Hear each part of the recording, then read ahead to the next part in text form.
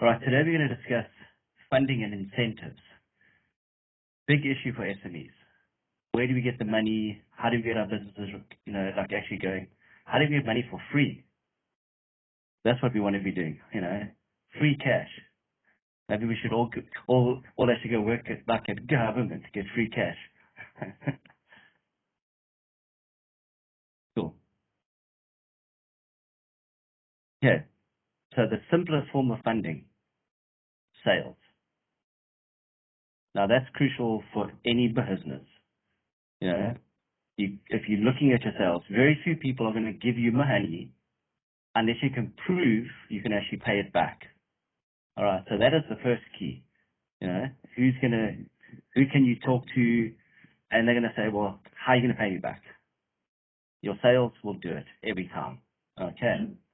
And there are different types of sales. And obviously, this is quite a generalized, talk about that. And if you're going to start a whole new factory, sales are different. Funding is different. So depending on the scale of your business, most of our entrepreneurs are startup entrepreneurs, turning over less than $1 million, expanding from there, and as they're growing. So we look at the entry level start of things. Okay. Cool. Types of sales revenue. A lot of us are in the personal services space. So that just means time. We're selling our time. And that can range from anything. I'm an accountant, I sell time. I'm an architect, I sell my time. So the cost to get going is not that much. You've generally got an education behind you or some sort of skills. You can build a website, it's your time. Writing code, that's your time. All right, so those are the easiest ones. Very little funding needed. The problem with that, very few people are going to fund you. Because most funds do not want to pay salaries and wages. They want to pay for things, like physical things, buildings, cars, stock. That's what they want to actually pay for. Intellectual property. So a lot of us sit in this space, and that includes selling, a little bit selling Fed Cook at the taxi rank as an example. You are buying stuff, sort of reselling, but that's kind of where you're at. It's the hardest to get funding if you're in the personal services space. But of course, then you need a lot less money. So that money you can often get maybe from friends, family, things like that, because it's a small amount. It's $5,000, $10,000. It's a laptop, maybe something like on those amounts. Okay. Reselling. Obviously, if you resell other people's products, you don't have to outlay cash. You can just resell somebody else's. When the client pays you, pick it up, drop it off. Done. Again, very little cash needed. So look at your business, understand where the sales are coming from, where the money is coming from. What do you need the funding for? All right. So if you're doing any of the top two, very often you're going to want funding to pay yourself. I'm going to get through month end. And no one's going to fund you. Very few are going to fund you. But if you've got a history of sales, there are organizations that will fund you. Interest rates are high, but they'll definitely fund you in that way. But you've got to make the sales first. Otherwise, there's no history. There is no actual track record. All right. Retail, obviously, now can vary. You can do on-time retail. Like, for example, Take-A-Lot is an on-time retail. They don't own the stock.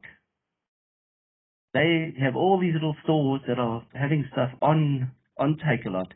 We buy, they pick up from the store, drop off at your place. They don't carry the stock. Some of the stock they do, they take on, but they don't actually pay for it. They take it in advance. If they don't sell it, they take it back to the actual factory. So that can also work fairly well. You don't need much cash. But if it's normal retail, like a store, a Checkers, a Spa's a shop even at home, you got to buy stock. Now people will fund that. That's what people, because now if you don't pay, they'll go just back to your house, pick up all your stock, and go from there. Okay, so just see where you fit. That's the point of what we're trying to point out here. See where you fit in the funding hierarchy and what you need funding for. Because that's going to make a lot more sense in who you approach. Because what we've seen is 80% of people looking for funding go ask the wrong, like the actual wrong person. So you're wasting your time. You see, and that's like it seems insane because we always hear SMEs going, no one is out there actually funding SMEs. And we talk to funders, and funders are going, there are no decent SMEs to fund. They can't both be right. You know, someone's wrong. Is their bar too high on the funding side, or the SMEs far too slack in terms of getting themselves organized? Something has to get changed. Yeah. Obviously, manufacturing, again, needs significant funds. That's a different funding model and things like that. So, yeah, as I was saying, understand where you fit in the hierarchy, who you're going to approach, and things like that. So we're going to go through a few, not normal funding routes, but we want people to think outside the box. Okay. Cool. Sales, we've just gone through. Very important if you understand your sales, but obviously with everyone, every industry, they want to see history, a track record, or even proof of concept. So I might invent a new cell phone, which is really cool.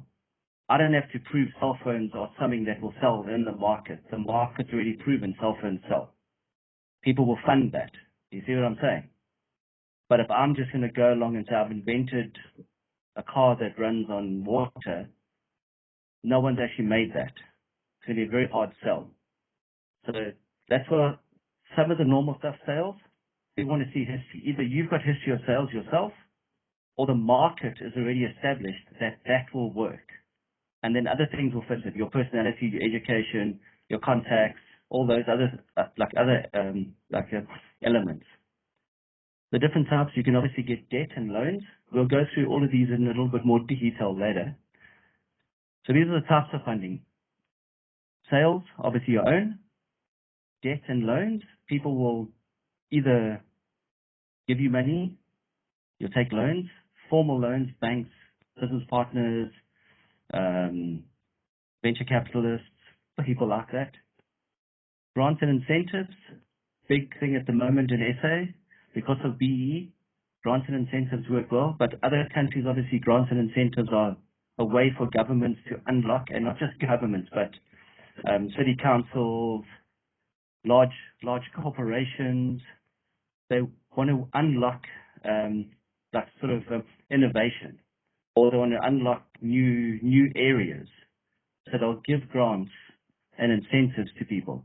So, for example, if you want to open, let's just say, a spaza shop out in nowhere, Albany Bread might say, I'm not going to charge you for the truck to drive the 300K to drop off the bread, to incentivize you to obviously buy Albany Bread only. You know what I'm saying? So that's a simple example, but it can be insane. Like Tesla, Elon Musk opened his factory in Texas. The Texan government of that state gave him hundreds of millions of dollars of incentives to open the factory there. No rates and taxes, water, and that's for free, because they know they're attracting 70,000 people to go work there. What are 70,000 people going to do? Houses, shopping malls, kids go to school, taxes. That's worth it. They've done the math. So grants and incentives are not just government thing. Large corporates, municipalities, they're also involved in that. So look at things that are just not normal funding. Alternative funding options, obviously, shareholders, venture capitalists, loan sharks that are around. People use them. Mashonisa. All right. Questions before we get further on that? Anything online, Ken? Questions for anyone? Okay. You guys understand where we're going with the stuff? Making sense. Cool. Right.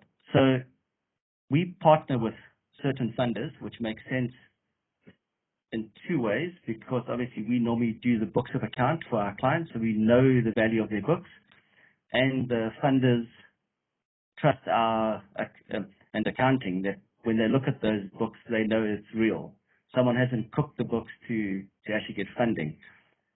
But these are cash flows. So what I was saying earlier about sales, all of these guys, except Sasfin, that's a normal bank, but generally all of these guys will give you a loan based purely on your cash flow. You've been around for 6 months, you've maybe VAT registered, you might have your rent statement for a premises, they'll fund you. Some of it's a bit more expensive, but loans are not used for paying salaries. Loans are used to make money. That's what loans are for. Buy stock. Buy something for 10 Rand, sell it for 15. The interest costs you 1 Rand, so you're making 4 Rand.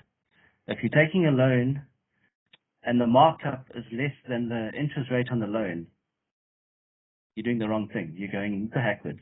You're working to fund the bank or fund the loan like the loan originator. So that's important in your maths. Understand the cost of the loan, and then so it starts at the beginning. Hierarchy of loans, where you fit in the hierarchy of services, what you can afford. Can you afford the markup in the loan? So these guys we know quite well.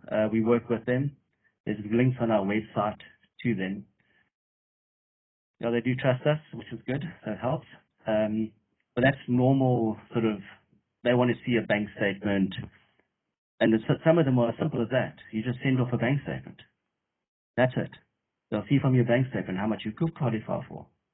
No annual financial statements, no assets and loan sort of calculations, purely cash flow.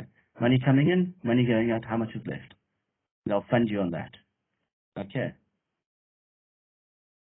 Alternative funds. Yeah. Most of us start there. Friends, fools, and family. Get our businesses going. Okay. And then, so normally if you've got a nice idea, you've just gone to varsity, you learn how to code, you want to build websites. Maybe your dad loans you 10 grand to buy a laptop, or he gives you the old, laptop from work. Gives you a bit of cash when you're staying at home. That's fine, you'll fund it. It's not going to cost them much. You can get going, you see. So often, very rarely, and it does happen, sometimes that friends, fools, and family can go into hundreds of millions of rands. Depends how wealthy our friends and family are. For them, it's a risk thing. But a lot of times, that's the easiest money. Easiest money. Generally, there won't be any interest rates. They're not going to hassle you for payback time. And because they know you, if you don't pay, if it goes bad, yeah. So what? You won't get bad debts or anything like that. So find those guys. They're the best people to get money from. Okay. All right. Shareholders, if you've got a great idea and you've got a nice network, other people will join you. They might not join you in the work of the business. They might just fund you, but they want something. They want equity. Maybe they want interest on their loan, stuff like that. Or maybe you had, like there's a link that's missing. You're great at doing operations. You can get anything out the door, but you can't sell anything. What's it going to help you? Now you find somebody who's going to come on board. They're going to pay half the bills, but they can sell. Now it works well. So like, that's a decent partnership. It works here like with Kehenana. He loves admin. I hate it. I like doing this, standing up in front of the people, talking. Talking is much easier than doing paperwork. But it works because he gets the work done. I get the talking done. Very nice. So obviously shareholders will vary. You can have multiple shareholders, a lot more formalized documentation. And it normally comes through like a network. So what we've learned is a lot of entrepreneurs know other entrepreneurs. If you're an office person, you know people who work in an office. If you're an entrepreneur, you know other entrepreneurs. And they will then partner with you. They will then talk to you. They go, hold on, I've got an idea. I want to do this. And that's where you can find. So get a network going. And there could be old school friends, college varsity, old work friends that you've been with, family network, family friends. Cultivate that actual concept. And so they could be both. They could be shareholders and their family, fools, and friends at the same time. You see, the further away they are from you in terms of how well they know you, the more formal the structure will be. Because there's no element of trust yet. They don't know you. So they want all the paperwork in place to make sure that if it goes under, they're going to pick up the cars because they actually funded it. Not you. You're not going to take half the stuff. They funded all of it. They want to take it. So that'll depend how that goes. Venture capital. Initially, it was very hard to get venture capital in SA. We've worked with the venture capital guys right from the start. Like the oldest venture capital in South Africa, NAF Capital, we worked with them from the beginning when they were still Angel Hub. And they were doing sort of angel funding. It's grown a lot since then. In those early days, the problem with venture capital was money in SA is expensive.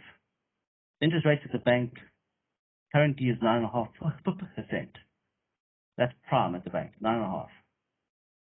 Now, if you want to make a return on that, so I want to now add another 15% return on the money, I've got to give you that money now, at nearly 25 or possibly 30 to cover my admin. That becomes expensive. And because money is expensive, unlike the US, I need 8 out of the 10 people I'm funding to actually be successful. Otherwise, I don't make any money because capital is expensive. In the US, where interest rates are 2, well, not so much this year because of what's happening, but like we go back in history, interest rates in the US are roughly about 2%. For the last 5 years, they were like 1. So for me to only pay 3% interest if I'm loaning it out, I only need 2 guys to be a success, and then I can afford my loan at the bank. So the hurdle rate is lower. So in South Africa, venture capital is very, very hard. More cash has got into it, more actual private cash. So no bank funding. They don't have to take loans. Private funding. So now VC market interest rates are lower. They're not essentially how we used to joke. How it used to be was you have to go to a VC, prove to them you don't need the money. You're going to be an amazing success. In fact, you're already making it. Then they'll fund you. When you don't need any help, then they'll fund you. That's how bad it used to be. Now they're a lot more open. They've got a lot more cash. But like Africa itself as a whole, the venture capital funding growth was nearly 400% in the last year. Huge. Where before you couldn't scratch the ground for cash. It was terrible. So these are the alternatives. There are others. So this is like funding alternatives. There are others which we'll actually go through. Yeah. We'll look at grants, but just on that. Questions on funding before we go into grants, like the formalized funding.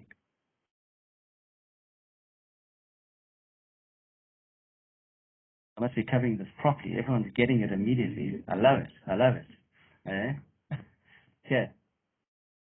Incentives and grants, we did touch on it earlier. And there's funding in here, which I'll talk about, but they fall under incentives and grants. So, obviously, no one wants to fund salaries. For that, they say, get a job. Your salary must come out of your margin. If your business is not making a profit margin, why should I fund you? Not going to happen. No one's going to fund you salaries. Okay? You've got to contribute something. The DTR, you'll see we've got a whole spreadsheet of DTR incentives, which we'll share with you guys to take. Often, if they're going to give you a grant or some form of incentive, normally it's an interest-free loan. Mostly it's a grant, where you don't have to actually pay it back, but they'll buy the actual equipment or something. You've got to contribute something. And that range will go from some as high as 80%, some as low as 40%.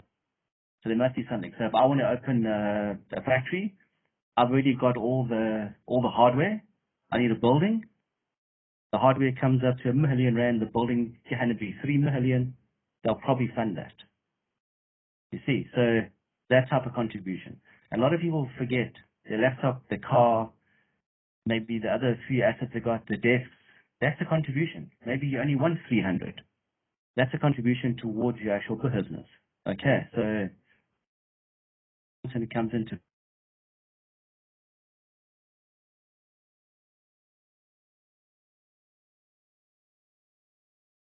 that they've helped somebody. I mean, we see it inside the newspaper. I mean, SA is bad, but it's the same all over the world. I mean, it's not an SA issue. But we see it in the newspaper all the time. Suddenly, some friend of an official gets a nice big loan. For what? How? How did that happen? We were there. We were applying. How come we never even got a call? They just got the loan. So normally, there's a lot of paperwork because they need to prove where the money's gone. That they weren't just handing it off to a friend, which they still do, obviously, in SA. But what they do most of the countries, it's not just, as I said, it's not just an SA issue. But there's a lot of paperwork to get through, and the timelines are long. So if you need money yesterday, it's going to be difficult to go that route. Okay. So just also something to think about with funding, the timeline of funding. Friends, fools, family, quick, quick, quick. Venture capitalists, very long. Government, even longer. Will you make it? What are you going to do in the interim? Let's see. So just understand the timeline of the funding. Okay. This is the only free money in SA. And it's made up of loans, grants, and incentives. That's the only free money. And I can guarantee you now, every talk we've done with every SME, very few, there's probably 95% of you guys sitting here, you've never looked at your business and gone and said, which large corporates can I be a supplier for, and can I get onto their EDSD funding? Who has actually done that?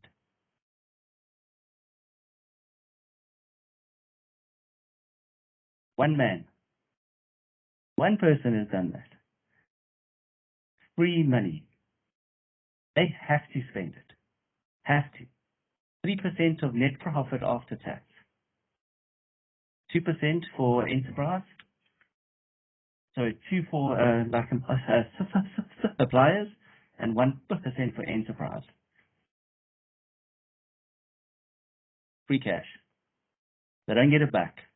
Some of them do interest-free loans, so you can get a loan.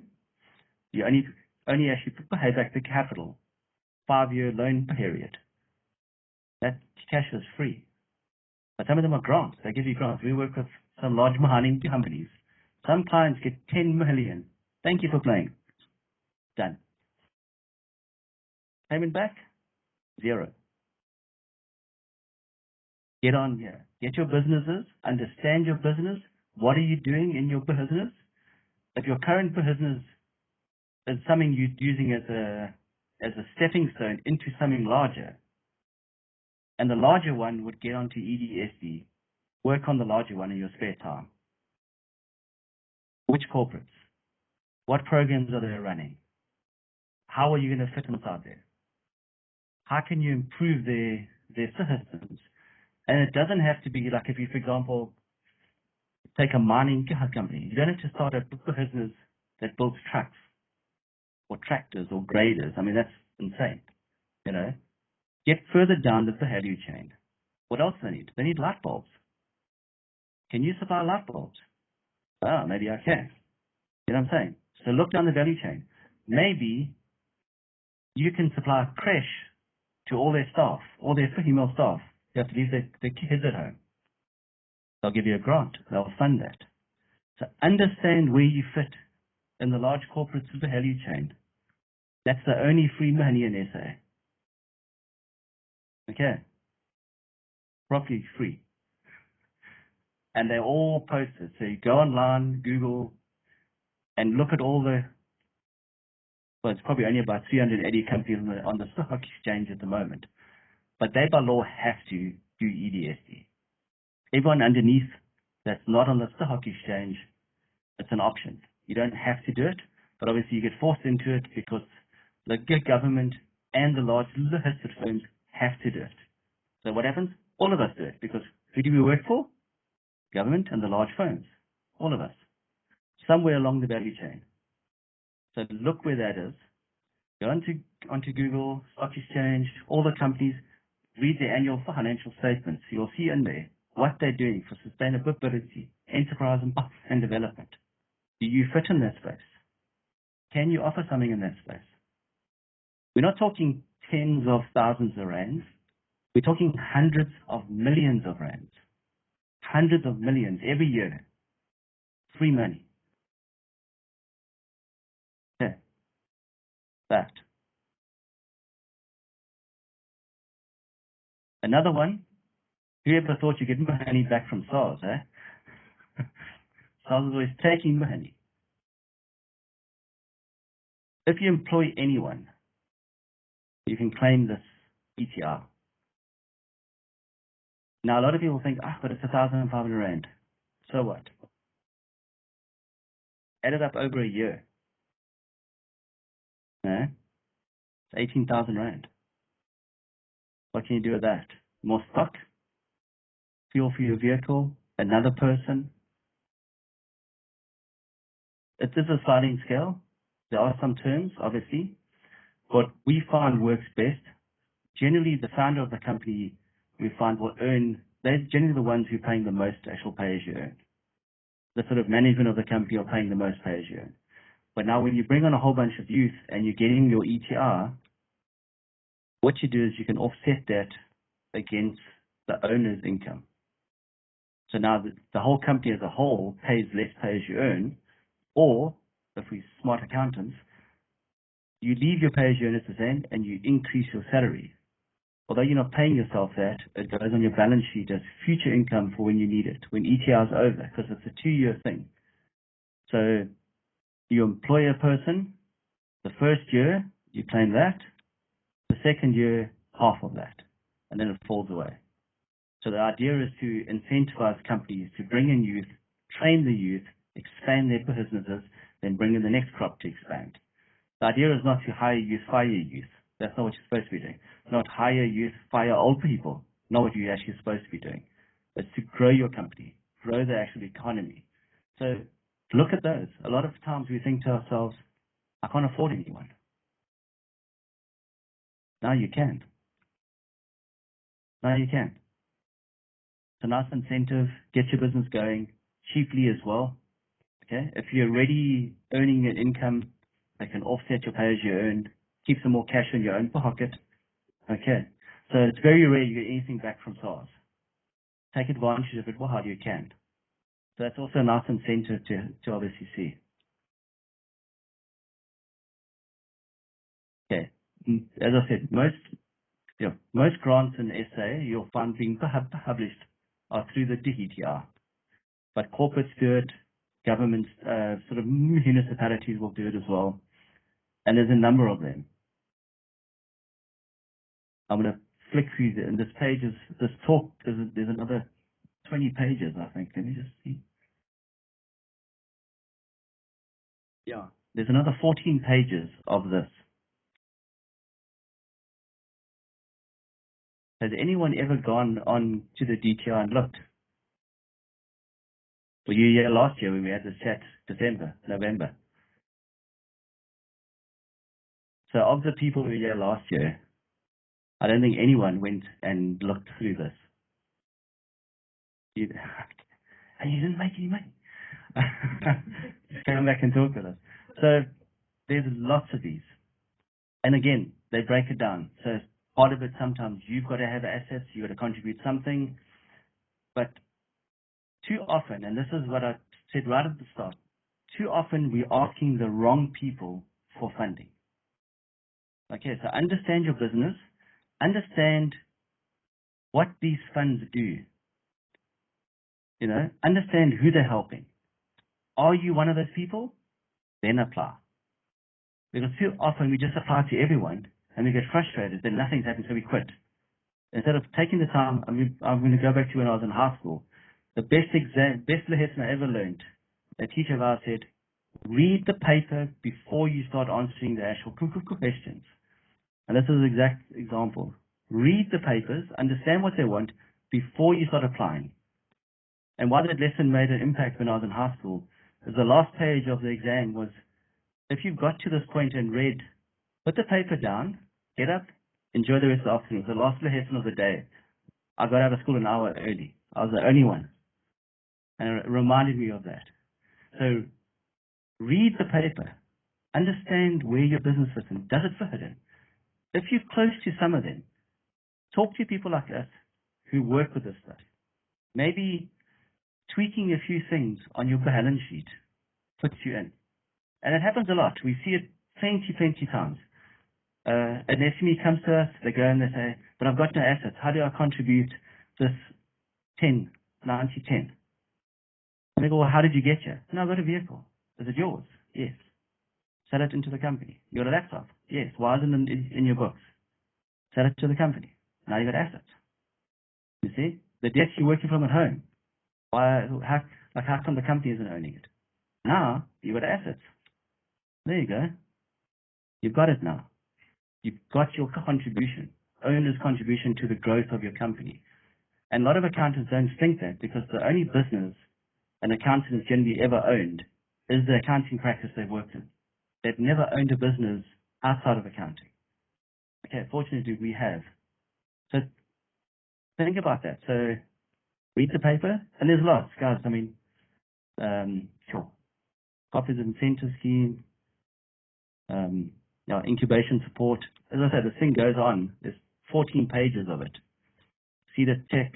So don't just apply to everybody.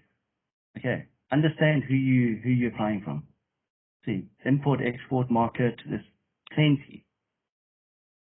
And these are just some of them. These are not even all of them. They update them all the time. They change them all the time. A lot of times you're going to find RFQs are linked to incentives. So if you can compete in an RFQ and get the tender, there'll be an incentive attached or funding attached. Because once you've got the job, I know you're going to make money, so I'll fund you. Of course I'll fund you. That's almost gold. It's guaranteed money. So look at those things. Look at how that pattern fits. Don't just look at the one side of it. Okay. Questions on this so far?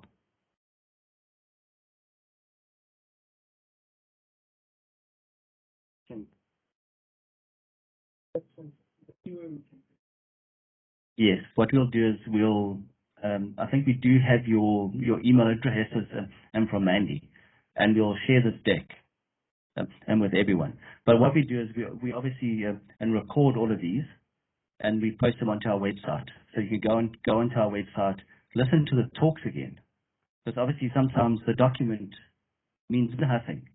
You know, sterile document. What did that guy say? He was like talking some nonsense about what? You can go back, listen, read the document, and understand it. Okay, but there's lots. I mean, if you can't think of enough ways of funding. There's lots of money out there. Sorry, Tom. Mark shared Mark shared a link to SEPA funding incentives as well. We can send out. No, that's perfect. Now we'll attach it onto the mail. Thanks, Mark. Yeah. These RDZs are quite new, or haven't been utilized properly in SA. And generally what they do is there's low tax environments, a lot of tax breaks around, you don't pay council rates. So the example I used earlier with Tesla, this would be a similar type of thing.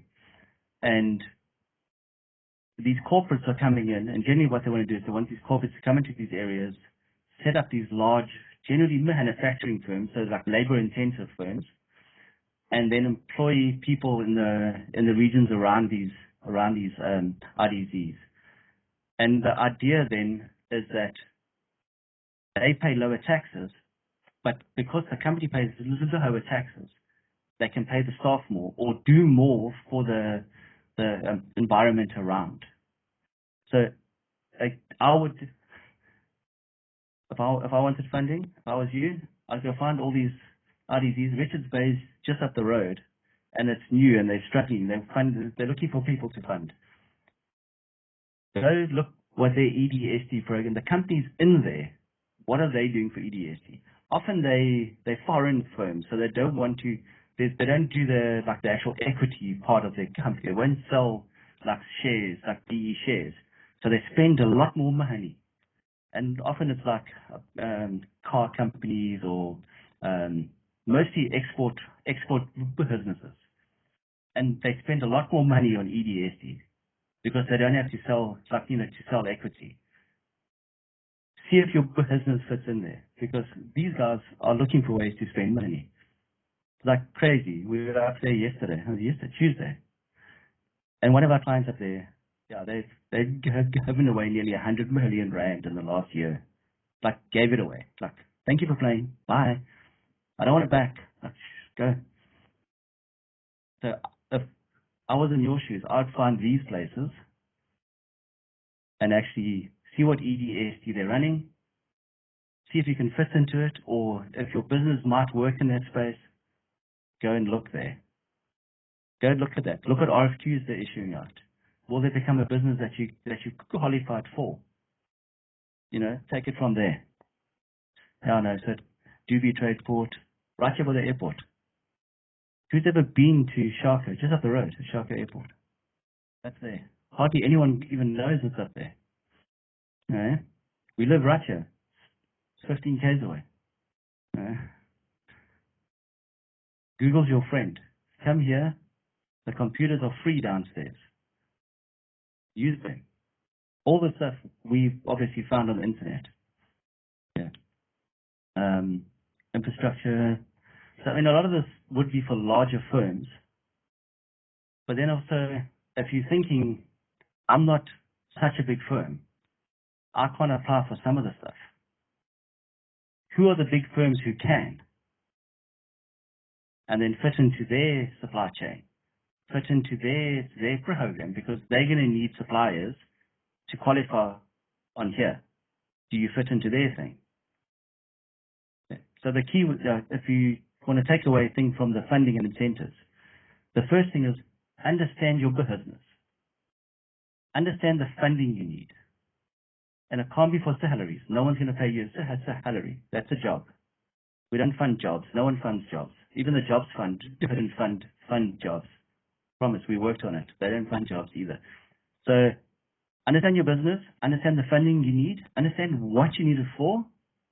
Understand how soon you need it. So that's also important. How soon do you need it?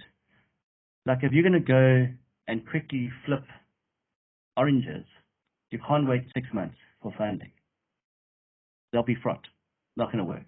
Understand how soon you need the funding, and then understand the funder's timeline. So you know then who to go talk to at what stage for what actual funding. Okay.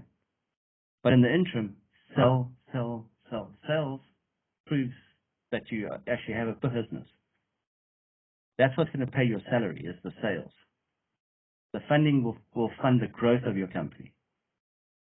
Okay. Questions?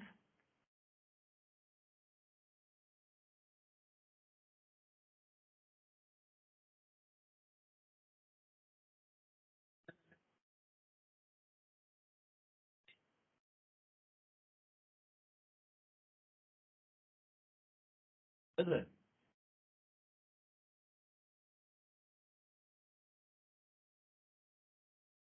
Yeah, we'll do. Okay, cool. So the question is EDSD, Enterprise and Development. So part of our BE scorecard, the large corporates, there's a whole bunch of sectors. There's about 7 or 8 sections of the BE scorecard. Owners, equity, staff, management staff, and ED, Enterprise and Development, and Supplier Development is one of those things on there.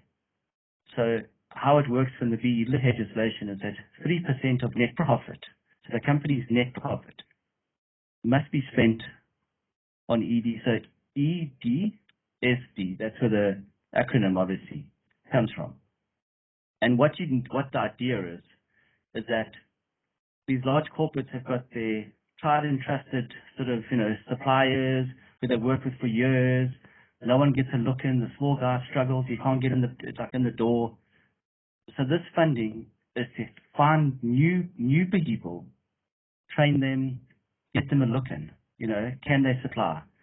Or if they can't supply, if they can't supply, what can you do for them to make them work for you?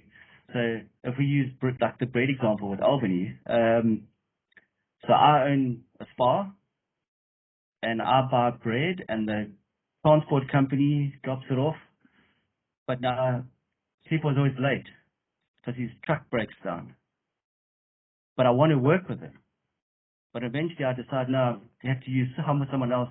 They've got newer trucks, the trucks arrive on time, my clients get bread. Because you sell bread in the morning, you sell bread in the afternoon. You don't sell bread in the day. People buy it in the morning or they buy it in the afternoon. That's freshest. EDST now, I buy people a new truck. I spend as part of my actual 3%. Why? His business grows. I get my bread on time. So the money should be spent on improving your business. A lot of people in the past have thought about it as like this tax, this burdensome thing. But the companies that have made it work have looked at it and gone, how do I spend this money on myself? And it sounds weird, but you're helping other people. How do I spend it on myself or on my business to be a better business? So now if I look at all the people that are actually working with me in my business and I help this company with a new machine, it means I'm going to get a better quality product. And that guy with transport and this guy with education and that guy with something and that lady with this stuff. What's happening? My actual business is going to be stronger. And then what's going to happen? I'm going to make a lot more profit. Oh darn, next year, I've got more to spend on EDSD. You see? So that's the thinking around it. A lot of it hasn't worked that well. A lot of it's just been 3%. Why am I doing this? Yeah, there's a check.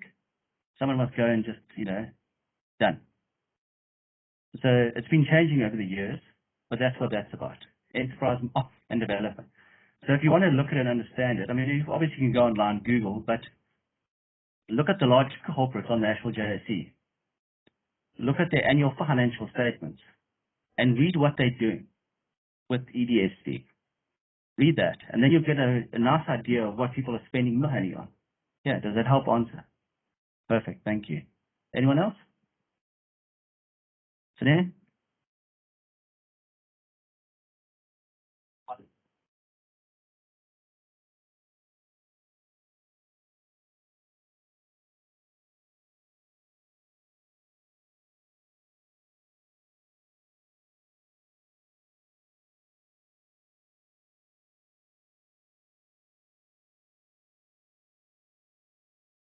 Perfect, okay. So the question is, like formal ways of getting funding, what do you need to be doing and stuff like that? So the simple answer says, the more formal the funding, the more formal the actual documentation. So if you're going to a bank, a VC, a traditional loan sort of funding organization, they're going to want to see a business plan. They want to see a cash flow projection. They generally want to know what sort of qualifications or skills you have in order to make it work. And obviously the more formal is, the thicker the stack of documents are. The less formal the funding, the less the paperwork. So like some of these cash flow funders we were talking about earlier, like friends, fools, and family, you're not going to give your dad a business plan. He's probably just going to go, there, done. And he's probably not even going to ask you for the money back, So, but these other guys, like Bridgman, Retail, Profit Share Partners, they'll just take your bank statement. You upload the bank statement onto their online portal, and they'll approve funding based on the cash flow on your bank statement. So, yeah, the simple rule of thumb, the more formal the funding, a lot more paperwork. Business plans, education qualifications. If you a lot more technical, like mining, metallurgical, they want to see like proper education. Like you're part of a body, like an engineering body or something like that. But yeah, a lot more informal, they need less. Okay, but then obviously the more formal doesn't necessarily mean you get cheaper interest rates, but the less formal, you definitely want to pay a lot more interest. Because to obviously account for the risk. Okay. Does that help? Okay, perfect. Anyone else? It's got to be another question. I'm not that good. Even I know I'm not that good. Okay, cool. So yeah, so think about your business. Think about where you fit in the hierarchy in terms of funding, what funding you need. Understand what the funders there are and who they're funding. Then apply. Don't waste your time. You haven't got time to waste. And don't waste their time, because if you're holding up someone who could get funding. Okay, cool. Guys, thanks, man. That's short and sweet. Nothing.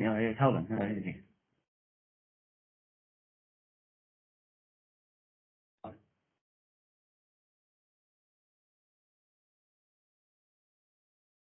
There's the young lady at the back there, Snare. She sits right downstairs in the center. You can chat with her, but you might have to chat with her either today, because Friday you're off. She'll be back after 3 months. But no, generally, just pop onto our website. There are accesses on the mail to send us mails, or as Ken's doing, have one of these. And it'll just depend on what it is. I mean, we're not just, as you can hear, we're not just normal accountants. We don't just do debits and credits.